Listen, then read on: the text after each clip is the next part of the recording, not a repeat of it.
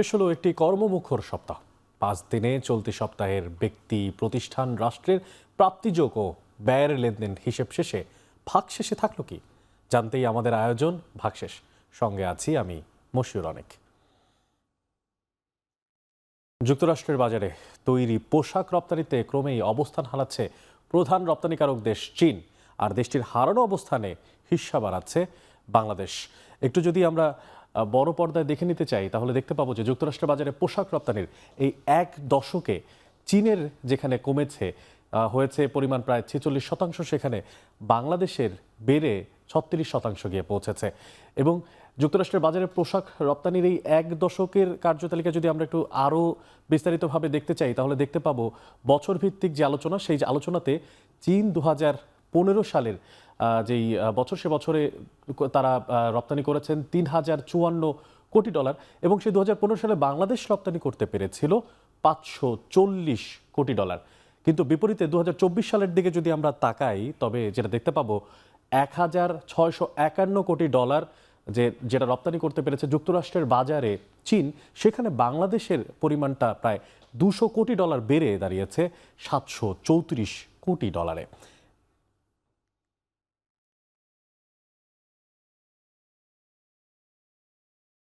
যুক্তরাষ্ট্রের পাল্টা শুল্ক কমিয়ে আনতে গত জুলাই মাসে দেশটি থেকে আমদানি বাড়ানোর অঙ্গীকার করেছিলেন বাংলাদেশের ব্যবসায়ীরা। প্রায় 2 মাসের মাথায় ব্যবসায়ীদের অঙ্গীকারের আমদানি পণ্য চট্টগ্রাম বন্দরে পৌঁছাতেও শুরু করেছে। সেই চিত্রটিও একটু দেখে নিতে চাই। দ্বিপাক্ষিক বাণিজ্যের যে চুক্তিটি করা সম্পন্ন হয়েছিল, সেখানে যুক্তরাষ্ট্র থেকে সয়াবিন বীজ আমদানি শুরু এই মাস থেকে, তা আবার নিয়মিত জাহাজে করে আসবে। 3টি গ্রুপ 19,000 টন তুলা আমদানির চুক্তি করেছে এই আমদানি রপ্তানি চুক্তিতে, এবং নীতি সহায়তা পেলে যুক্তরাষ্ট্র থেকে আমদানি বেড়ে $5 বিলিয়ন উঠবে, এমনটাই আশা করা যাচ্ছে। যুক্তরাষ্ট্র থেকে আমদানি বেড়েছে কৃষি পণ্যের, এ কথা তো বলাই যায়। এবার চলতি 2025-26 অর্থ বছরে বাংলাদেশের মোট দেশজ উৎপাদন জিডিপি 5% হতে পারে বলে পূর্বাভাস দিয়েছে এশীয় উন্নয়ন ব্যাংক এডিপি, যা গত এপ্রিলে প্রকাশিত সংস্থার পূর্বাভাসের চেয়ে কিছুটা কম। সেই চিত্রটিও একটু দেখে নিতে চাইব। জিডিপি প্রবৃদ্ধির হার হয়েছে বাংলাদেশের 2025-26 অর্থ বছরের প্রক্ষেপণে 5%, যেখানে মূল্যস্ফীতি 8%।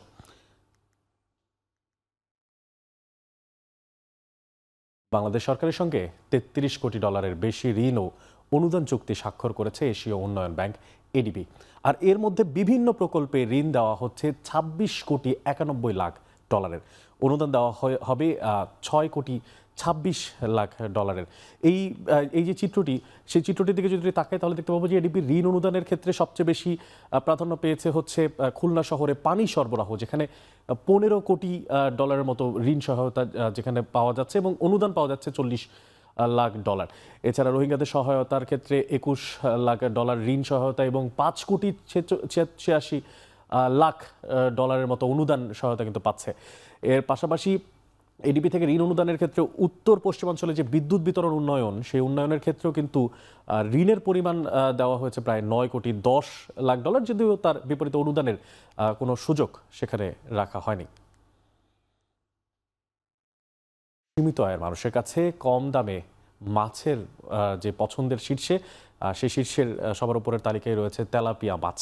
আর বছর বছর চাহিদা বৃদ্ধি পাওয়ার কারণেই গত এক দশকে দেশে তেলাপিয়ার উৎপাদনও বেড়েছে প্রায় 48%।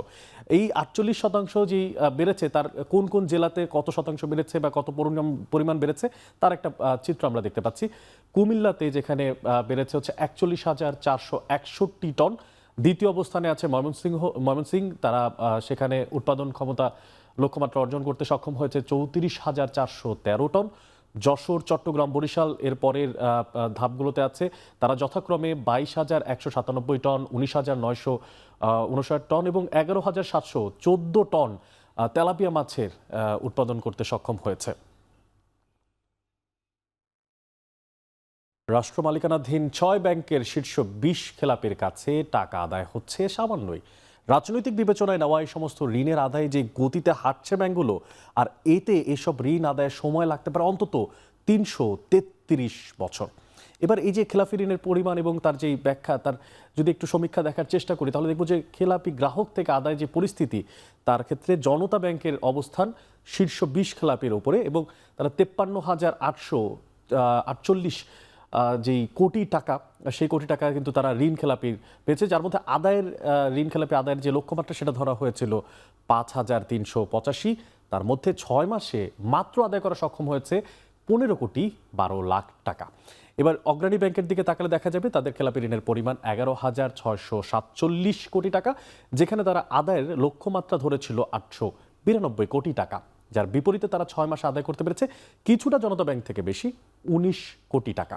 এবং রূপালী ব্যাংকের ক্ষেত্রে যদি লক্ষ্য করা যায় তাহলে সেখানে খেলাপি ঋণের পরিমাণ 10,127 কোটি টাকা এবং এর বিপরীতে আদায় লক্ষ্যমাত্রা হচ্ছে 1,000 কোটি টাকা এবং যার বিপরীতে আদায় হয়েছে 90,28,00,000 টাকা। এর পরবর্তীতে সোনালী ব্যাংকের ক্ষেত্রে তাদের খেলাপি ঋণের পরিমাণ 6,743 কোটি টাকা, যার আদায়ের লক্ষ্যমাত্রা রাখা হয়েছিল 300 কোটি টাকা, তবে 6 মাসে আদায় করা সক্ষম হয়েছে 50 লাখ টাকা। এরপরে বেসিক এবং বিডিবিএল ব্যাংকের নামও কিন্তু তালিকার দিকে আসে এবং সেই ক্ষেত্রেও যথাক্রমে তাদের খেলাপি ঋণের পরিমাণ ছিল 2,579 কোটি টাকা এবং 500 কোটি টাকা, যার বিপরীতে আদায় লক্ষ্যমাত্রা ছিল যথাক্রমে 400 কোটি টাকা এবং 100 কোটি টাকা। এবং দুটো ব্যাংকের ক্ষেত্রেই তারা আদায় করতে 6 মাসে সক্ষম হয়েছে যথাক্রমে 10 লাখ টাকা এবং 3,05,00,000 টাকা। অবশেষে একীভূত হচ্ছে শীর্ষ খেলাপিতে নুয়ে পড়া শরিয়া ভিত্তিক 5 ব্যাংক। নাম দেওয়া হয়েছে United Islami bank of Bangladesh PLC. সেনাকল্যাণ ভবনে প্রস্তাবিত সরকারি মালিকানাধীন শরিয়া ভিত্তিক ব্যাংকটির অফিস বরাদ্দ দিয়েছে কেন্দ্রীয় ব্যাংক। সেই চিত্রটি একটু দেখে নিতে চাই যে ঠিক কোন কোন ব্যাংকগুলো আসলে একীভূত হচ্ছে এই ইউনাইটেড ইসলামী ব্যাংকের নামে। সেখানে রয়েছে ফার্স্ট সিকিউরিটি ইসলামিক ব্যাংক, এরপরেই রয়েছে social Islamic bank, global Islamic bank, union bank এবং এক্সিম ব্যাংক।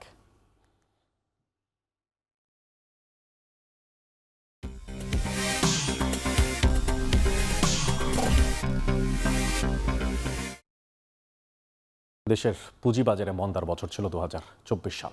বছরটিতে সাধারণ বিনিয়োগকারীদের মতোই ব্যাংকগুলো মুনাফা করতে পারেনি, উল্টো বড় অঙ্কের লোকসান গুনতে হয়েছে অনেকগুলো ব্যাংকে। সেই লোকসানের পরিমাণগুলো যদি আপনাদেরকে একটু দেখাতে চাই তাহলে 31টি ব্যাংকের লোকসানের প্রায় 3,629 কোটি টাকার অদূরদর্শী যে বিনিয়োগ, সে বিনিয়োগের কারণেই বলা হচ্ছে লোকসানটা হয়েছে। এবং সেখানে কয়েকটা ব্যাংকের নাম যদি আপনাদেরকে উল্লেখ করে আমি বলি তাহলে জনতা ব্যাংকেরই লোকসান হয়েছে 400 কোটি টাকা। এরপরে সোনালী ব্যাংকের ক্ষেত্রে 2 কোটি টাকা কম অর্থাৎ 398 কোটি টাকা।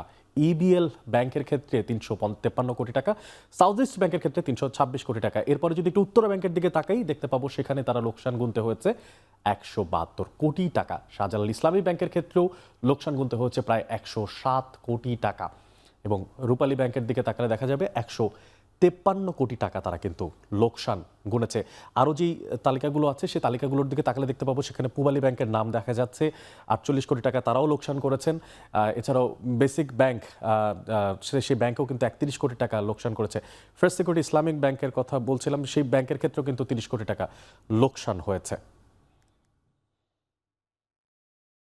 এবার একটু দেখতে চাই হচ্ছে পুঁজিবাজারে বিনিয়োগের ক্ষেত্রে যে 3 ব্যাংক লাভবান অংশে আছে বা মুনাফা অর্জন করেছে, সেই 3টি ব্যাংকের নাম যথাক্রমে মার্কেন্টাইল ব্যাংক এবং ব্র্যাক ব্যাংক, পাশাপাশি প্রাইম ব্যাংক। তারা মুনাফা অর্জন করেছে মার্কেন্টাইল ব্যাংকের ক্ষেত্রে 12 কোটি টাকা, ব্র্যাক ব্যাংক মুনাফা অর্জন করেছে 7 কোটি টাকা এবং প্রাইম ব্যাংক মুনাফা অর্জন করেছে 4 কোটি টাকা।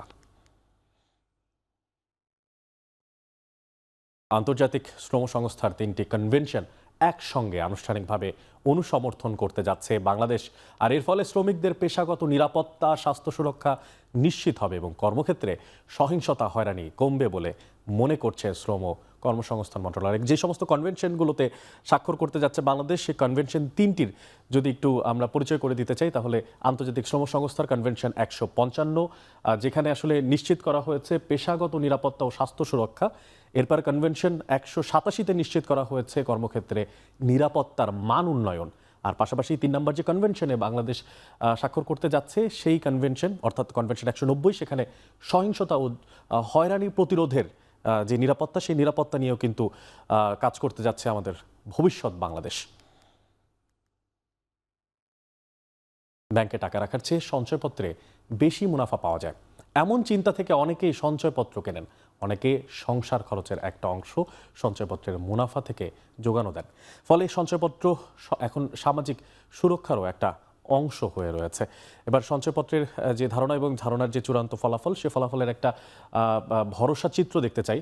মধ্যবিত্তের ভরসা সঞ্চয়পত্র, পারিবারিক যে সঞ্চয়পত্র অর্থাৎ পরিবার সঞ্চয়পত্র ক্ষেত্রে পরিমাণ প্রায় ৭.৫ লাখ টাকা, যার বিপরীতে মেয়াদ ৫ বছর ধরা হয়েছে এবং মুনাফা রাখা হয়েছে 11.93%। অনেক বেশ। এবং পাশাপাশি পেনশনের যেই সঞ্চয়পত্র, পেনশনের সঞ্চয়পত্রের ক্ষেত্রে ৭.৫ লাখ টাকা এবং 5 বছর যদি 7.5 লাখ টাকা রাখে সেক্ষেত্রে মুনাফা পাওয়া যাবে হচ্ছে 11.98%। পাশাপাশি বাংলাদেশ সঞ্চয়পত্রের ক্ষেত্রে 7.5 লাখের ক্ষেত্রে 5 বছরে 11.80% পরিমাণ দেখা যাচ্ছে এবং মুনাফা ভিত্তিক সঞ্চয়পত্র, যেটা খুবই গুরুত্বপূর্ণ, সেই জায়গাতে 7.5 লাখ টাকা যদি 3 মাস অন্তর রাখা হয় সেক্ষেত্রে 11.82% মুনাফা অর্জন সম্ভব হবে।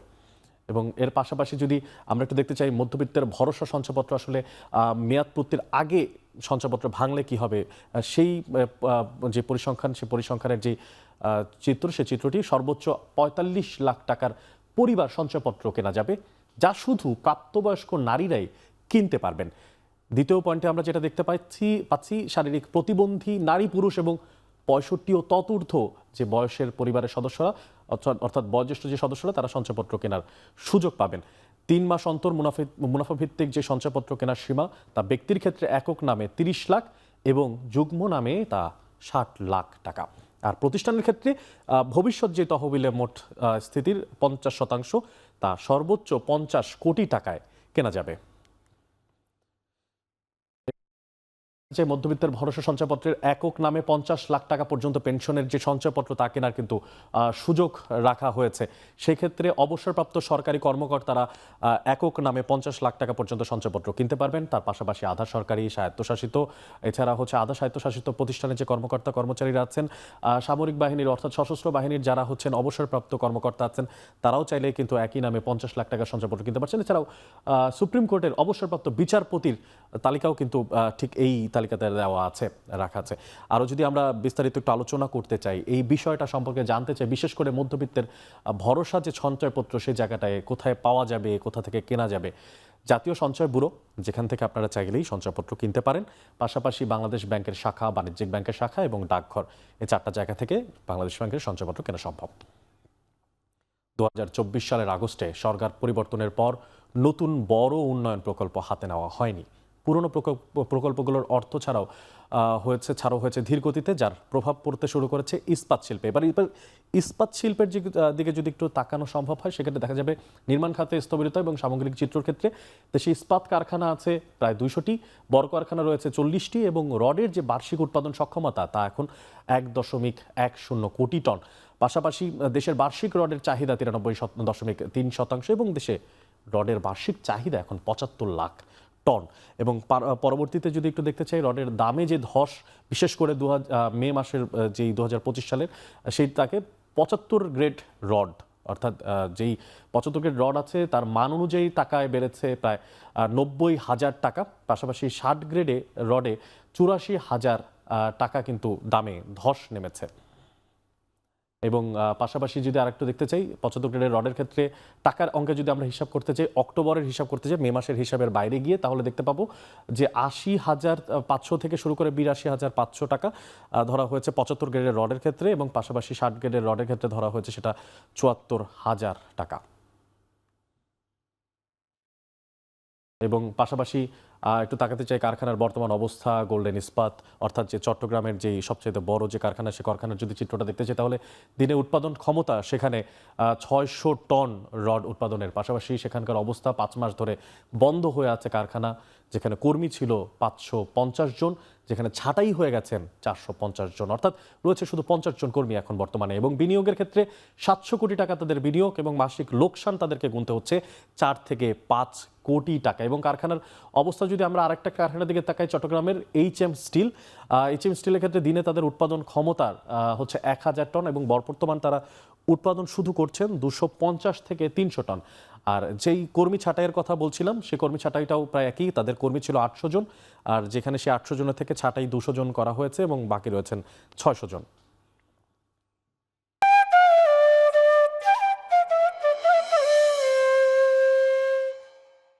শারদীয় দুর্গোৎসবের বিজয়া দশমীতে নওগাঁর ছোট যমুনার তীরে বসেছে গ্রামীণ মেলা।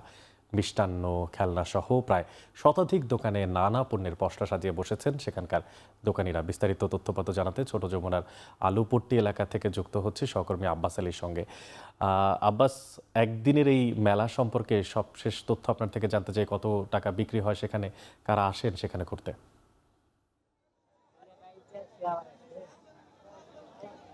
অনেক শারদীয় দুর্গা উৎসব উপলক্ষে নওগাঁ শহরের ছোট যমুনা নদীর তীরে আলুপট্টিতে দুপুরের পর থেকে এখানে মেলা বসেছে। যেসব মেলায় আসলে শতাধিক দোকানে বিভিন্ন মিষ্টান্নের পণ্যের পসরা সাজিয়ে বসেছেন এখানে দোকানিরা। এছাড়া মিষ্টান্নের কথা যদি বলি, যে সবচেয়ে ভালো যেসব বিক্রি হচ্ছে গুড়ের জিলাপি এবং চিনের জিলাপি, পাশাপাশি রয়েছে চিনি থেকে তৈরি হাতি ঘোড়া সহ বিভিন্ন যেসব মিষ্টান্ন রয়েছে সেগুলো বিক্রি হচ্ছে। পাশাপাশি ভুট্টার খই এখানে পাওয়া যাচ্ছে। এছাড়া বিভিন্ন ভাজা পোড়া এখানে বেশ ভালো বিক্রি হচ্ছে বলে এখানকার দোকানিরা জানিয়েছেন। এখানে যেহেতু শতাধিক দোকান রয়েছে, সব মিলিয়ে বলা যায় যে প্রায় এই দুপুরের পর থেকে রাতে 10টা পর্যন্ত এই মেলাটি চলবে এবং এই আধা বেলা মেলায় প্রায় 4 থেকে 5 লক্ষ টাকার মতো পণ্য বেচা কেনা হবে বলে জানিয়েছেন এখানকার মেলার আয়োজক কমিটি। তবে এই মেলায় যদি বলি যে নাতি তার দাদার হাত ধরে এসেছে। এছাড়া